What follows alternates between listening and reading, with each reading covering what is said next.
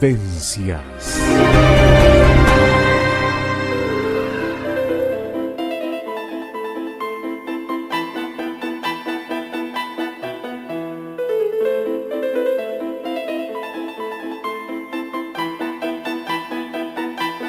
El todo y sus partes. La columna de Carmen Molinas Bonilla en Vivencias. Muy buenas tardes, Carmen, muy bienvenida. Muchas gracias, buenas tardes para ti y para la audiencia. ¿Cómo estás? Una alegría recibirte como todos los miércoles. Bueno, para mí también el encuentro es un encuentro realmente no solamente entretenido, sino emotivo. Y emotivo también porque ya hemos comenzado contigo a caminar por el todo y sus partes en distintas ya oportunidades, y en ese tránsito ya hemos hablado sobre el juego, sobre la importancia del juego a lo largo de la historia, en nuestros días, y si te parece, continuaríamos analizando la importancia del juego a nivel social y a nivel también cultural, para acercarnos al Homo Ludens. ¿Quién lo denominó así y por qué? Bueno, justamente tú sabes que en todas las teorías de la evolución empiezan con el Homo sapiens, el Homo erectus, el Homo faber, pero va pasando el tiempo y recién en el año 1938, sí, el historiador, que en realidad era un profesor y un teórico de la cultura, el holandés Johan Huizinga, sí, él escribe el libro Homo Ludens, luego de muchos años de investigación. sí. Escribe el Homo Ludens, que se podría traducir como hombre que juega. Y él utiliza el término, de la teoría de juegos, pero desde otro punto de vista, porque él lo analiza desde su importancia social y cultural. Perfecto. Que era lo que yo te preguntaba al principio. Claro. En cambio, por ejemplo, el Homo sapiens, que sí, es lo que está considerado desde siempre como el hombre es un Homo sapiens, bueno, esa definición biológica vendría a ser el hombre que sabe. Claro. El hombre que conoce. Eso lo introdujo Carl von Linné allá en 1758, porque quería diferenciarlo, claro, de las otras especies animales, ¿no? Había una terminología biológica que Bergson, en el año, por allá, por principios de 1900, él había dicho que el hombre era el Homo faber, el hombre que fabrica, sí, porque consideraba que era una característica que se había dado constantemente, tanto en la historia como en la prehistoria, ¿no? Claro. Pero la expresión Homo Ludens, que la utilizó Johan Huizinga, como te digo, sería un hombre que juega y que a través de su juego va formando la cultura. Entonces cambia totalmente. Mira, es como una revolución copernicana. Claro, es lo que establece es como que el juego es una condición de existencia cultural, por decirlo. Exactamente.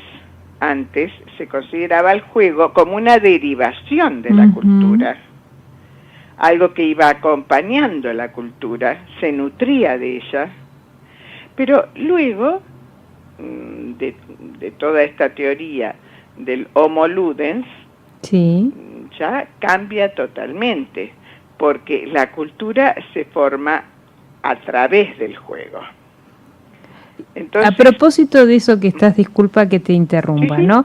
La cultura, además, me parece que se mueve también de acuerdo a ciertas reglas de juego. Claro, las reglas de juego se dan en todos lados sin que nos demos cuenta. Uh-huh. De pronto estás haciendo una actividad, no sé, estás cocinando, estás amasando, Uh-huh. y de pronto te haces una especie de competencia contigo mismo sin darte cuenta. Claro. Entonces, no, este pastel me va a salir mejor que el del otro día, supongamos. Sí. Este lo voy a amasar más o menos o lo que sea. Eso es una especie de competencia contigo misma. Huizinga ya lo llevaría a nivel de juego. Claro. De juego que hace uno con uno mismo. Claro. Entonces, como que en cada acto de nuestra vida estamos en cierta manera jugando, ¿es eso? Exactamente, eso es lo que él deja entender por lo menos, ¿no? Claro. Porque él considera que el juego es la esencia de la manifestación Uh-huh. inteligente de la vida. Sí. Ahora, esa consideración al que llegó este viejo profesor que falleció en 1945, yo estoy diciendo la fecha porque es importante, claro, porque tiene que ver con que habían pasado ya las 2 guerras mundiales, uh-huh, en la cual había una especie de, no diría ya especie, había un desencanto total. Resulta que el pensamiento partía de que nosotros no somos tan razonables como le gustaba creer en el siglo XVIII al antes y antes también como el Homo sapiens. No sé. Tampoco, bueno, sí, podría aplicarse a muchos animales, tanto el Homo sapiens como el Homo faber, uh-huh, porque ellos hacen cosas, hasta un conejo hace su madriguera. Claro. Entonces construyes un Homo faber y a su vez sapiens porque sabe cómo hacerla, será por instinto, como sea. Pero el hecho es que el hombre que juega, para él expresa una función esencial. Nos aúna, claro, con los animales superiores, eso ya lo hemos hablado. Sí, sí. Pero a partir de allí es como un trampolín hacia la cultura. Claro. Y eso lo vimos estudiando inclusive los juegos de competición. Él habla del juego y la guerra, y por eso me estaba refiriendo a 1945, claro, cuando él falleció. Porque el elemento lúdico en la cultura actual, como él se manifestaba, sí, hablaba de que el juego de competencia, el juego de competición, ha existido siempre. Sí. Entonces, como te dije primero, competir consigo mismo, o competir con, no sé, hay un delfín que está nadando a tu lado y de pronto... O sea que en toda competencia habría un juego implícito. Exactamente, en toda competencia hay un juego. Uh-huh. Pero él lo lleva mucho más, lo lleva a hablar del juego y de la poesía. Claro. Entonces, imagínate que la poesía, tú que escribes muy bien... eso va por tu cuenta. No, va por mi cuenta y por la de muchos que te leen. La poesía, ya desde que el niño es muy pequeñito, esos juegos de palabras que se hacen, sí, los ingleses son especiales para eso, le llaman las nursery rhymes. Sí. Eso se lo preguntas a Gabriel Bell cuando llegue el lunes. Sí. Pero esos juegos de palabras a los niños les produce, bueno, una gran alegría y a su vez le permite irse aproximando al lenguaje, claro, de otra manera. en esa forma lúdica, ¿no? Porque también el juego funciona en base a alegorías. En base a alegorías, fundamentalmente, en base a símbolos. El juego simbólico es, casi te diría, uno de los principales alimentos en la niñez. Claro. Hablábamos el otro día, ¿recuerdas? De Sí. los juguetes polivalentes. Sí. Entonces, dale que éramos la bruja y entonces se ponen un sombrero y al rato ese sombrero, no, éramos pescadores, lo dan Claro. vuelta y ese sombrero es un calderín. Imaginémonos de una manera u otra toda la cantidad de cosas que un niño es capaz de armar. Claro, porque, permitime, Carmen, Sí, sí. durante el juego, por esto que estás diciendo, se van a generar entonces sensaciones, sentimientos. ¿Qué sensaciones, qué sentimientos se desarrollan a través del juego? Se desarrollan todo tipo de sentimientos, porque en el juego se da desde la diversión al enojo, la competencia, el orgullo, Sí. Se da la emoción, Sí. el suspenso. Hay una cantidad de situaciones emotivas que se van dando, Claro. ¿no? Entonces, cuando estábamos hablando de los juegos lingüísticos, por ejemplo, Sí. esos juegos de rimas encadenadas que uno iniciaba y otro proseguía, por ejemplo, Sí. esos juegos que se hacían ya con niños de otra edad y que le gusta hasta a los adultos, Sí. jugar viene un barco cargado de manzanas, y bueno, Sí. y el que sigue tiene que decir de magnolias, y el que sigue tiene que decir de mirtos, y tiene que siempre con M. Claro. Después lo van complicando y entonces ya no puede decir mirtos, tiene que decir manzanas, magnolias, manifiestos, tiene que ser con la sílaba primera igual, ya no con la primera letra. Bueno, ese tipo de juegos, que son juegos de competencia al final, porque es de competencia intelectual, a ver quién tiene memoria rápida y conocimiento del lenguaje de tal manera de poder rápidamente decir. Claro, pero también además de la competencia me parece que ahí estás desarrollando la emotividad, la diversión, la alegría, otras emociones que están implícitas también en el juego, ¿no? Como bien tú lo señalabas hace un ratito. Sí, sí. El autor, ya que me preguntaste sobre Homo Ludens, sí. Voy a explayarme un poco sobre Huizinga, sobre su obra. Hacer el recorrido que el autor, diríamos, nos propone en su libro, es entrar en un mundo lleno de sorpresas, ¿no? Lo que da una sensación de ligereza, de libertad. Entonces, todo lo que es poesía surge en el juego, dice él, por ejemplo, y entonces está el juego sagrado de la adoración, y ahí se va la historia, porque los juegos primitivos empezaron, un poco como adoración a Dios, como sacrificios, como distintas situaciones en las cuales lo ofrecían al Dios o a los dioses en los que creían. ¿Y el carácter lúdico del juego con el correr de los años se ha transformado? En su esencia, yo diría que no. Pero te digo en su esencia, porque luego, a medida que fue avanzando el tiempo y la cultura, indudablemente, no olvidemos que él dice que la cultura proviene del juego. Claro. Ha ido cambiando porque la tecnología también ha llevado a que los juegos sigan siendo competitivos, porque cuando uno está con la tablet jugando a algo, es una competencia entre la máquina y uno, ¿no? Claro. O entre el juego que hay en ese momento en la máquina, quisiera decir.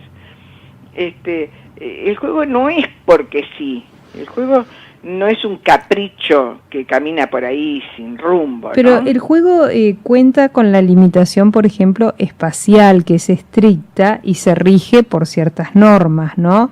Bueno, pero en algunos juegos. En algunos, pero en la columna... Diría que en la mayoría. Pero hay otros juegos, está el juego de seducción. Claro, y en eso quería retomar un poco también lo que habías hablado en la columna pasada. Sí. Capaz que nos podemos meter por ese círculo mágico que bien Huizinga también explica, ¿no? Ese círculo mágico que nos conduce a otro lugar del juego, ya no desde esa tan estricto, ¿no? Porque como bien hablábamos, la magia es algo muy importante en el juego. Sí, es un elemento fundamental, porque unos le dirán magia, otros le dirán imaginación, otros creatividad, pero todo desemboca en lo mismo. En el juego simbólico en el cual algo simboliza otra cosa. Y en un lugar, en un tiempo y en un espacio determinado, hay reglas, aunque no parezcan, sí, existen, porque no es necesario que sea un juego de ajedrez que tiene su espacio absolutamente limitado, con casilleros, y que tienen reglas absolutas, ¿no? Claro. Puede ser simplemente un juego en los cuales ellos se dedican a correrse, por ejemplo. Claro. Vamos a hablar de un juego muy tradicional, La Mancha. La Mancha. ¿Tú recuerdas? Lo habrás jugado. Sí. ¿Quién corre a otro para mancharlo? Bueno, el que dicen que en una época la mancha era verdadera, ¿no? O sea, sí, inclusive cosas un poco truculentas, ¿no? Se manchaban se hacían un corte y entonces con la propia sangre llevaban en la mano un poquito de la sangre del corte, y entonces donde lo tocaban ese quedaba manchado y ese tenía que hacerse el corte nuevamente. Eso de ahí dicen algunos que viene la mancha. De ahí el nombre. Sí. Es controvertido ese tema. Pero bueno, no olvidemos que a culturas violentas, juegos violentos. O sea a juegos violentos, culturas violentas. Volvemos a que se refleja en el juego la cultura. Exactamente, se refleja en el juego la cultura, o se refleja la cultura en el juego. Claro, como si fuera un espejo, digamos. Sí, es que el juego es un espejo, y es un espejo cultural. Fíjate que en algunos juegos muy, muy tradicionales, como la rayuela, sí, en la antigua Grecia, la rayuela tenía forma espiralada. Sí. No era esa forma recta que conocemos. Entonces, ¿por qué tenía esa forma espiralada? Porque ellos tenían un concepto de los dioses y del cielo, la tierra, que para llegar de la tierra al cielo se debía pasar varias veces por el mismo punto, o por sitios muy cercanos a aquellos por los que ya se había transitado. Eso te está hablando de una filosofía de vida, de una religión, de una sociedad que está absolutamente arraigada en ese juego, en de ese forma juego, espiralada, claro. Y en cierta medida también, volviendo quizás, tomando los juegos, como decías vos, de los niños de hoy en día, en las tablets, en sus celulares, en las computadoras, también quede reflejado ese mundo digital en el que se mueven, y que quizás para nosotros no nativos digitales a veces se nos haga muy difícil comprender. También creo que para los maestros tienen que ayornarse a todo este nuevo cambio tecnológico para estar los maestros y los padres también, ¿no? Para estar con ellos volviendo a la rayuela que estábamos hablando. Sí, disculpa que fue una acotación. A la rayuela, te voy a decir que hasta hay rayuelas actualmente en juegos por internet. No estás saltando, claro. No estás trabajando la motricidad gruesa, no estás trabajando la coordinación oculomotora, por ejemplo, de donde tiro la piedra, donde arrojo y ahí es donde tengo que saltar, en fin. La hay, pero no estás participando corporalmente, por decirlo así. Estás intelectualizando la rayuela. Claro. Tú fíjate que en nuestra cultura el camino de la tierra al cielo es recto, ¿no? Hay solo un recorrido posible en la rayuela que conocemos nosotros. Sí. El pueblo azteca, en cambio, que era un pueblo guerrero, en su historia cuenta con un juego muy similar a nuestra rayuela. Pero ¿sabes una cosa? La forma de esa rayuela era la de un puñal y se ingresaba por la empuñadura y se salía por la punta de la hoja.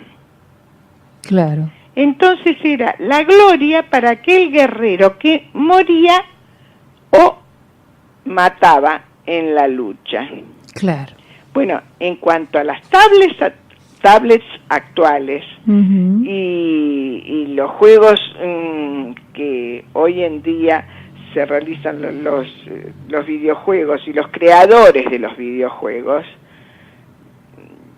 se nutren mucho de la parte histórica. Claro. Y la traen a nuestra época. Entonces, si mañana vemos que aparece, no sé, capaz que ya existe, no soy una técnica en videojuegos, claro, salvo los más comunes, pero si mañana tú ves un video en el cual ese videojuego tiene una rayuela que hay que transitar con una piedrita virtual, que tiene forma de puñal el camino, y que tú dices, pero qué fantástico, qué creativo fue el creador de este videojuego, vaya la redundancia, creativo el creador, pero bueno, claro. Y resulta que se estaba nutriendo de un juego tan histórico, tan antiguo. De un juego milenario. Exactamente. Entonces, bueno, si vamos a otro tipo de ejemplo, nos podemos encontrar ahora todos esos juegos de roles, Juego de Tronos, esto y lo otro, todo tiene que ver con situaciones históricas que pasaron o tradiciones orales de historias contadas que muy probablemente sean leyendas, pero también tienen esa base. Claro. Y esa base la llevan a la ciencia ficción y le agregan desde el rayo láser a cosas actuales, y entonces nos encontramos con la realidad que se recreó a través del juego. Te quería a propósito de Huizinga compartir algo para que tú reflexiones.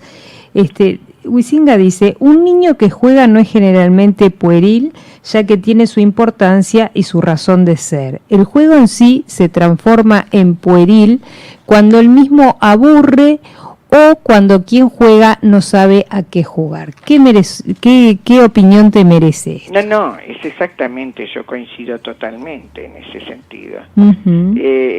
Porque cuando el juego deja de ser interesante, sí, el juego puede ser, a ver, ¿cómo te digo?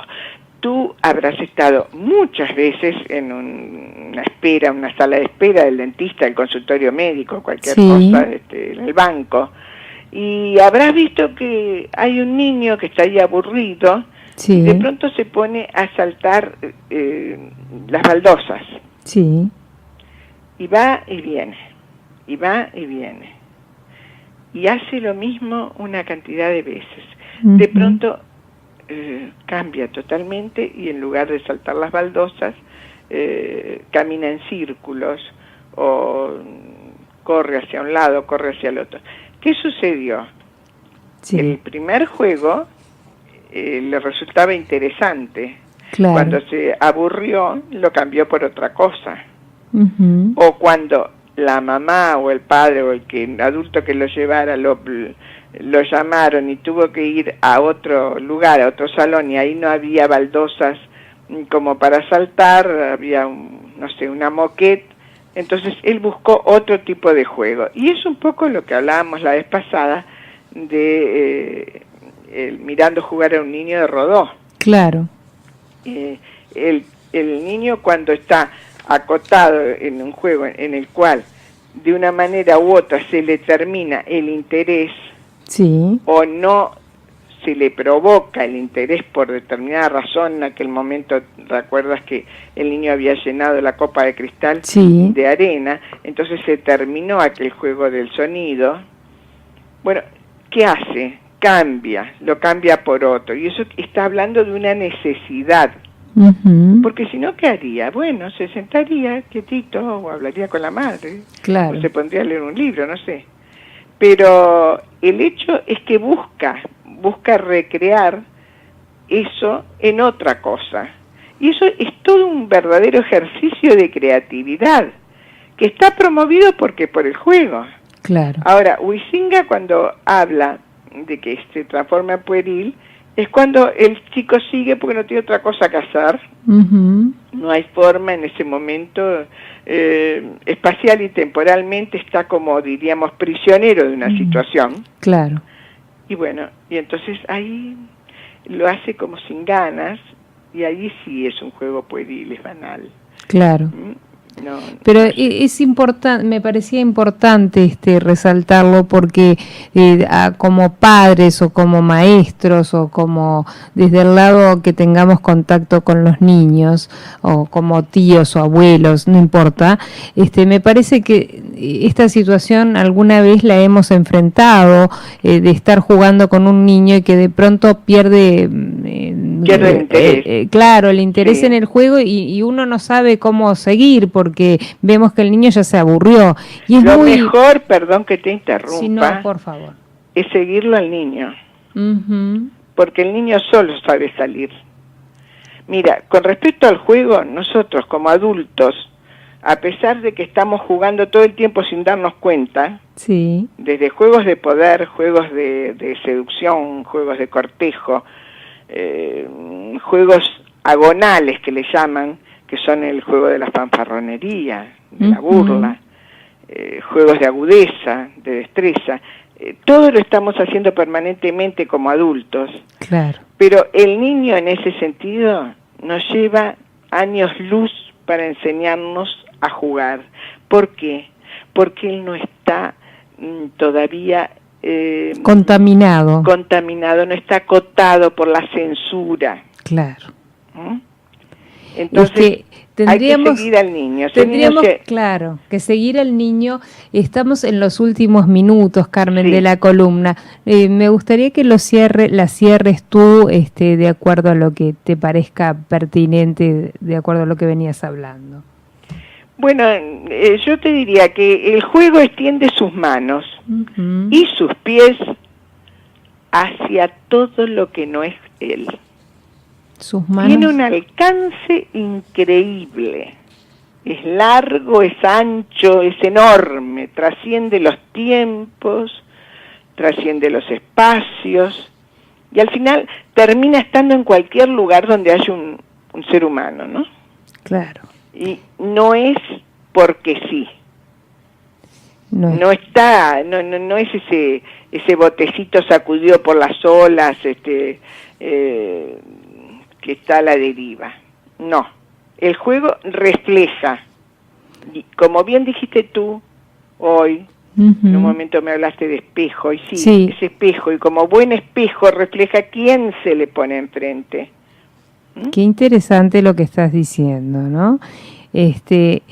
Realmente es un placer escucharte, pero creo que siempre quedamos enganchados para el miércoles que viene para seguir hablando más del juego, porque hay tantas cosas que tenemos para seguir analizando y para seguirte escuchando y realmente quedar sorprendidos, de alguna manera tomar conciencia de por qué jugamos, por qué es tan importante el jugamos juego. Porque es un todo.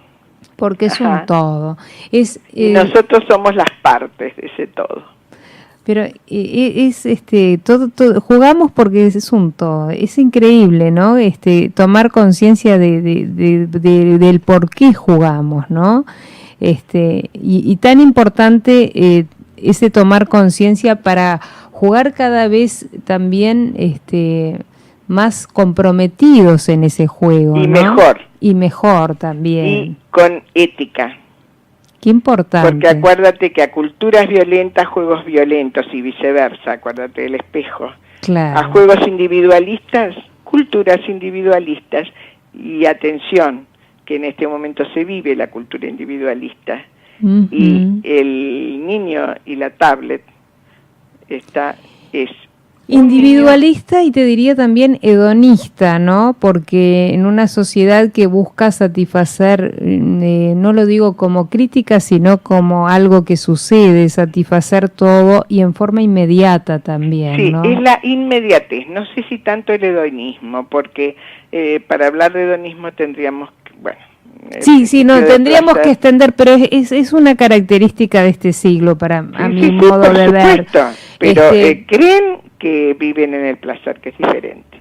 Claro, capaz que ahí sí, ya daría para otra columna esto que te estoy planteando, pero sí a modo de reflexión para terminarlo también, porque hay muchas cosas que creo, y te lo planteo por eso, porque me parece que a partir del juego, que parece algo tan simple, podemos hablar cosas tan profundas, ¿no? Ah, por supuesto, esa era nuestra idea. Claro, y nos vamos derivando, y si yo siguiera hablando contigo, estoy segura que son las 6 y terminamos el programa y no terminamos de hablar.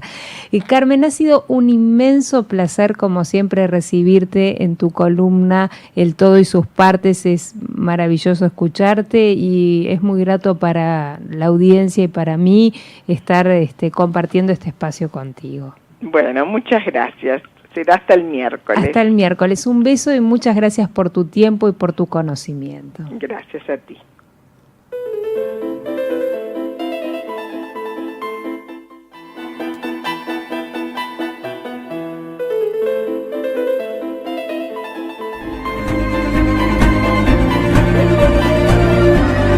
Vivencias.